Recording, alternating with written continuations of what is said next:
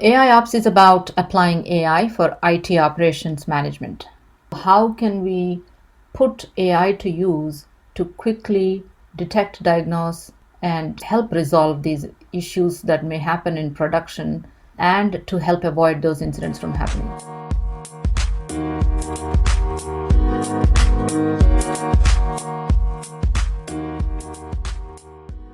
Hi everyone, welcome back to another episode of the Making of the SRE Omelette podcast. Today's episode is all about AIOps, and there's no better person than Rama Akkiraju to speak to us on this subject. Rama is an IBM Fellow and CTO of IBM AIOps, and has numerous industry awards and recognitions, including AI Innovator of the Year from Women in AI Award North America 2022. Welcome to the show, Rama. Hey, thank you so much, Kevin. Glad to be on your show. Rama, can you start us off with a description of what is AIOps? Well, AIOps is about applying AI for IT operations management. So basically what it means is when you have IT systems running in production, you want to make sure that they're highly reliable and running all the time. So how can we put AI to use to quickly detect, diagnose, and help resolve these issues that may happen in production and to help avoid those incidents from happening? Those are the questions that AIOps is specifically looking to address. You can think of them as a set of tools and capabilities that site reliability engineers can use to keep the systems up and running. Help with detect, mitigate, and resolve of disruptions. Definitely sounds like a great match with SRE. Can you give the audience some use cases you have seen with customers that capture the benefit of AIOps and perhaps the relationship they have between AIOps and SRE? So many customers are actively looking to see how they can improve the productivity of their SREs and reduce the toil.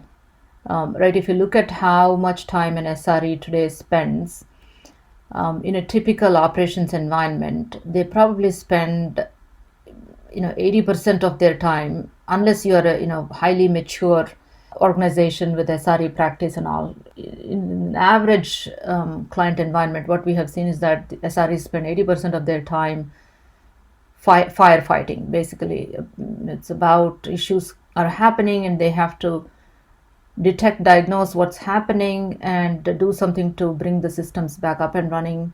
By the time they did that, another incident has occurred and they move on to the next one. So they don't have a lot of breathing time to step back, reflect, and really understand what's going on and what are some of the root cause problems which are the reason why these issues are happening, and actually go and fix it. The goal of AIOps is to ideally reverse it, go from 80% firefighting and 20% time left to do proactive issue avoidance and actual engineering type of work, to reverse it or even make it even better if everything can be automated. So the goal, the relationship between SREs and AIOps is that if AIOps is doing its job very well, then SREs are not in firefighting mode all the time. They have a lot of free time to do more high value tasks, could be actually implementing actual DevOps automations and features and helping contribute to the development of the product, right? So if AIOps is working really well, incidents are automatically being remediated, and in the first place, they are actually avoided by instituting good development practices and such. So the system is running smoothly and all the service level objectives are adhered to and are highly reliable and scalable, and their uptime is, whatever your desired level is, 99.9999, whatever. So that's the ideal situation between AIOps and SREs. AIOps is meant to support and help SREs to really do their job more effectively by freeing up their time to do more high-value tasks. I definitely see a lot of that, where teams are so busy with putting out fires, they have no time to even ask the question why they happened. Right. AIOps can help reduce the toil, so SRE can get away from firefighting, having time to reflect and learn to improve the product. So Rama, what are the top challenges you have seen from customers that prevented them from getting out of that reactive mode? Yeah, so some of the things that I notice is that, as with anything, for analytics and insights to do their job effectively, having good quality data coming in is very important. So one of the challenges that we face all the time in customers' environments is that there are not that good set of data collection and aggregation tools for the IT data that gets generated in real time in production. We're talking about logs, metrics, traces, right? These are all data that is getting generated in real time in production by various applications, which contains valuable information about what's happening, what issues are happening, which systems are going up and down, and so on. So a good chunk of the problem for SREs and for our organizations in terms of the challenges that they face is to first get themselves organized well to collect all of this data, to aggregate it, and to actually have a data strategy around monitoring their IT applications that are running in production.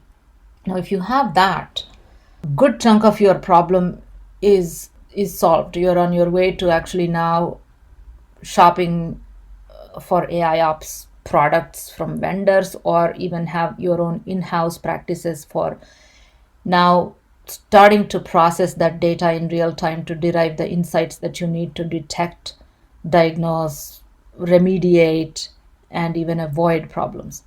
Right? So I would say first challenge is really that it's about having the right set of practices and tools to aggregate, collect, and to get all the data in place to do the analysis.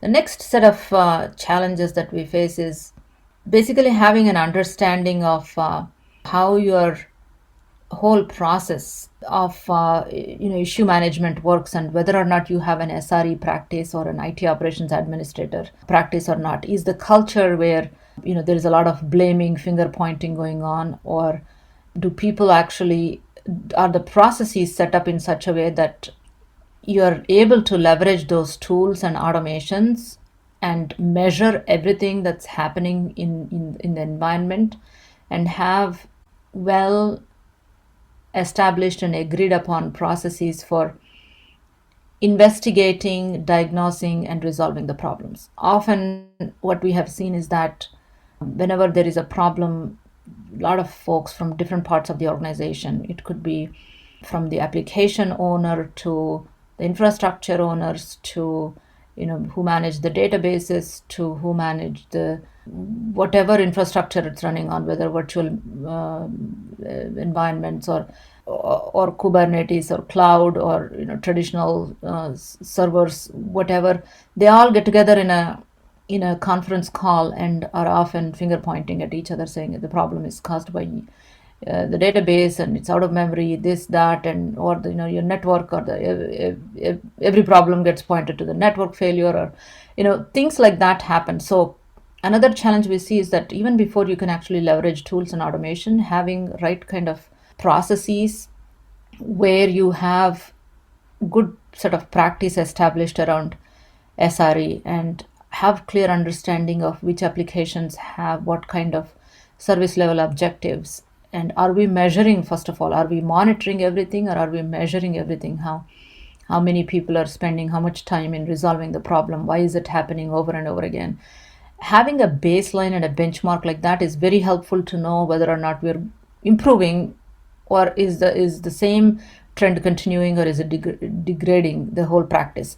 So that's another challenge we see, where the culture of finger pointing or doing heroic way of solving problems keeps on happening. So that's another challenge. So that some of these things have to really be addressed before you can put any kind of AIOps sort of tools and automations in place. Once that is there, then The setup is there for you to effectively start using tools. And of course, once the tools are in place, then hopefully they'll do the right thing in terms of, helping improve the productivity of SREs by detecting problems and doing a lot of that preparatory work or explanations or groundwork to point to where the problem is and such. And then SREs will be able to leverage the tools more effectively. Then the post-mortem analysis and root cause analysis and taking that back to the whole development processes, because the whole thing around SRE process is about building that bridge between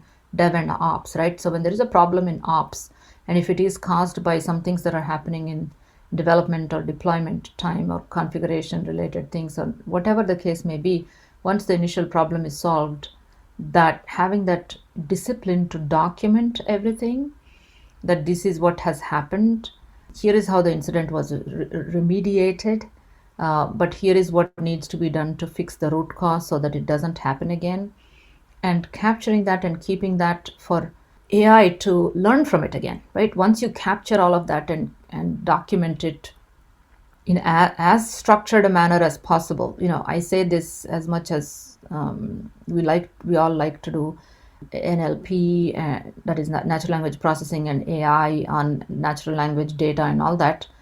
It's always a good idea to have good practices to make it easy as possible for you to mine your own knowledge by creating good structure around this documentation, be it in incident tickets that get created or whatnot. So once you capture all of that, again, that becomes a virtuous cycle where you can continuously improve.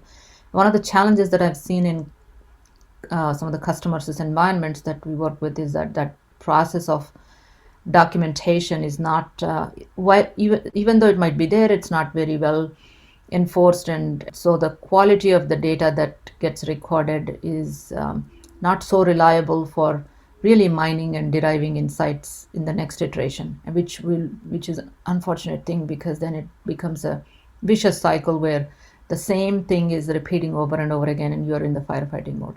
So let me sum up by saying, you asked me what are the challenges. The challenges are, number one, I pointed out, is data, being able to have the right kind of tools and processes and data management strategy to collect the data for training AI models and for leveraging and for doing real-time monitoring and processing. That's number one. Number two challenge is really having the right kind of culture and environment and processes so that people actually are set up to use tools and to collaborate and to do it in a way that takes emotion out of the context and in a structured manner. That is important, to have that kind of an SRE practice and actually a good culture established around that. And number three, I pointed out, is really as and when things happen, bad things happen and issues are addressed and such, having the right kind of strategy and processes and tools, again, to capture everything that's happening so that you can leverage that for future. At least these three. There are others, but I would call out these three as the big ticket, high level challenges, and also opportunities for companies where they can improve to get to a better place in their IT ops management. Wow, thank you, Rama. You took us through a really great journey that led us to the end state of where we like SRE to be. And it all began with data. With data, we can make data-driven decisions, observability, explainability to give that insight. I'm also really glad you mentioned postmodern. Let me qualify that. Blameless postmodern learning, that is really the core of SRE. Absolutely. To learn across disciplines and roles on data so we can surface what we can do differently to improve the business and customer success. With that, Rama, where do you think AIOps needs to be going forward? See, an ideal end state would be to design and to deliver, right, from the development perspective. Self-monitoring, self-healing, self-managing, self-optimizing IT systems, right? If there is a way by which during the development of the applications or during the setup of infrastructure, we can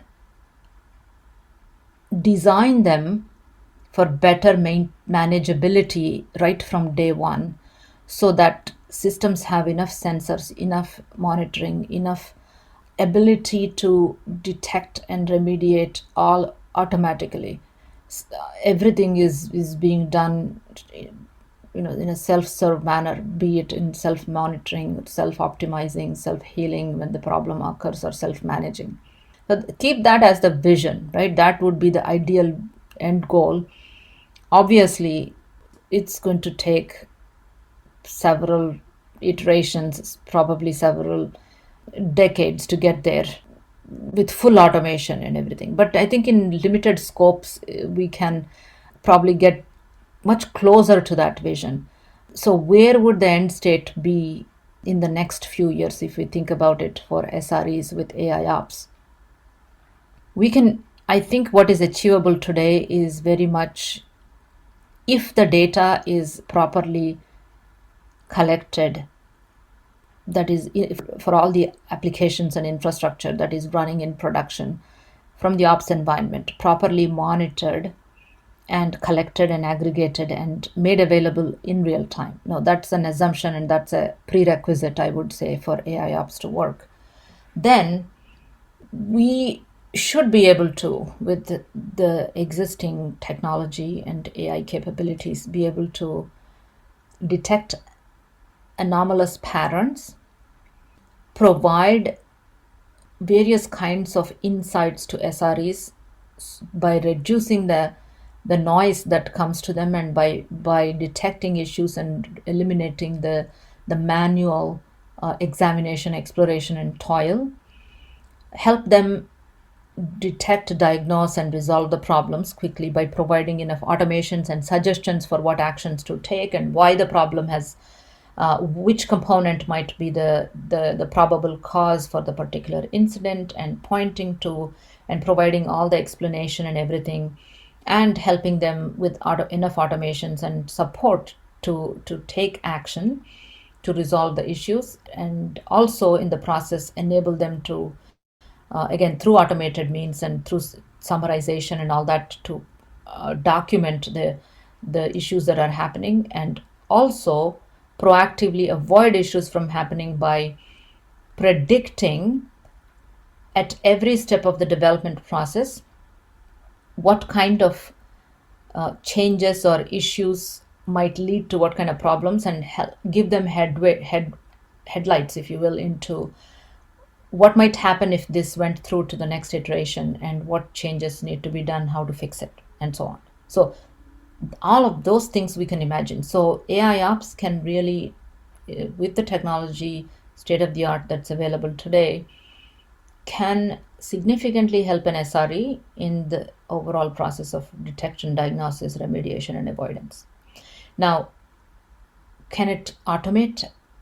I would say some of the more frequently occurring ones, or well understood type of problems for which there are very specific and well declared set of error messages or conditions, the system can go ahead and automate the detection and likely even the diagnosis and resolution aspects of it. In several such cases, if SREs are comfortable to have the system go ahead and apply the detection, diagnosis, and resolution, should be able to just set it up as automation, where it will do the remediation and just produce a report to you saying, hey, there was going to be this problem, we detected it, we already fixed it, and here is the report. It's taken care of for you, you don't have to worry about it. Versus in some other cases, it may not be that obvious. Users may have to really apply their own context, or maybe there are some workflow processes that need to be followed before a particular remediation action can be applied, and such. In such cases, AIOps can still significantly reduce the amount of time SREs spend in doing that manually, versus supporting them with all of the insights and explanations, so that they are primarily, consuming that and making decisions around it. So that's what it can do. Some, I think, moderate amount of automations can be achieved in more standard type of applications, where everything is, I would say, declared or can be designed ahead of time. And in some other cases, if that is full automation is not possible, it can still significantly reduce the toil for SREs and provide many time-saving insights and explanations so that they can take action. In the long run, I think we can get to more of that AI taking the lead towards automation. So initially we may start out in AI primarily operating in the human loop, to where AI is starting to take the lead, to maybe eventually getting to human playing a role in critical situations where their input is required in the AI loop, where AI is taking the lead in many of these things and only seeking user input where it's absolutely needed, which is where we finally get to full automation, AI powered automation, with that self-healing, self-monitoring, self-optimizing, self-managing systems. So I see this as a progression, it going from where we are to some things to be automated, some things can still significantly help SREs toil but may still require user involvement, all the way to going to full automation. That sounds like a very exciting future. Humans are great at taking judgment, but AI can really help by giving the insights to assist with those judgment calls. And pushing AI to the left, I recall Jerry Kumo in our automation episode gave an example. Now, context here, I'm Canadian, so hockey is important to me. Wouldn't it be great for AIOps to tell me that, hey, Kevin, if you were to check in this code now, you can forget about the hockey game you wanted to go to later today, because it is going to fail and cause an outage. Yeah, absolutely. Right. Yeah. The whole point of bridging the gap between dev and ops is that, right? Exactly that good chunk of problems in operations environments are caused by how the system is developed, how it is configured, and how it is deployed. So if we can catch those things, be it during coding itself, during testing, during deployment, and how the systems are configured and scaled for given the requirements and load, then good chunk of those problems that happen in ops environments can be actually preempted. That's why I think it's designed to operate or shift left. These are themes that are very important themes in IT operations management, right? It's because you can only do so much once all bad things have already gone through the processes and got deployed. Then you can only monitor and you can only remediate. Whereas if you can catch them while they're still happening, be it in code, be it in how you're writing your certificate access, security related things, what kind of vulnerabilities you may be introducing in the code. Imagine the log4j things that happened and how much so many teams all around the world had to go through to patch up for some of the security issues that were detected with log4j. What if there was AIOps for log4j development team, and the system found out about several of these things, and in the first place it was built to be really highly secure, so all around the world people who are using log4j didn't have to go through all of this, right? That is absolutely the nirvana for AIOps, right? That it's actually a great problem is the one that you never had. So if you can actually just completely avoid it from happening in the first place by having the right kinds of checks and gates early on in the development life cycle, then operations management would be a breeze. So Rama, any words of wisdom you have for companies looking to embrace SRE and AIOps? So, SRE practice is still relatively new from what I see in many companies. Although it's been around for quite a few years by now, since the time Google has published its original SRE practice guides and such. It's practiced in different ways at different companies. In some companies, it's still the role, the term that's used is IT operations manager or IT operations administrator, or those kind of things, whose role is still viewed as primarily managing the IT systems in production. When there is a problem, deal with it, and if it cannot be dealt with by them, go back to level 2, level 3 support type of things, right? That's the traditional classic way of managing IT systems. But the industry has, of course, moved on to a different level, different model, where you have now site reliability engineer practice teams, where the goal is to really bridge that DevOps gap, where you are improving the reliability and manageability of the applications, not only by fixing problems as they occur, but also by addressing the root causes, by being part of the development teams to avoid the problems in the first place. And that is where the SRE practice for many companies needs to get to. It's a journey for many of them. I think what would really help is to have a roadmap to get there, right? For companies that don't have the practice, they need a way to get there, a clear path to how to establish this SRE practice and how to create career paths for these SRE practitioners, and what kind of tools can be made available to them to do their jobs better, and how will the overall improvements to the applications that they are monitoring and managing be measured, and the productivity gains or lack thereof, right, or measured. So all of these things have to be put in place, and for this there has to be a structured way to organize one's practices, company's practices around it. And there are lots of good documentation and good materials out there actually already in public domain from various companies on their SRE practice, best practice guides and all that. Using them is a good idea, or having a consulting engagement with companies who know about this and embarking on that journey to have an assessment of where they are, what is the current level of maturity of their organization for site reliability engineering, and then kind of having a path, a plan for improving the maturity to go from wherever they are.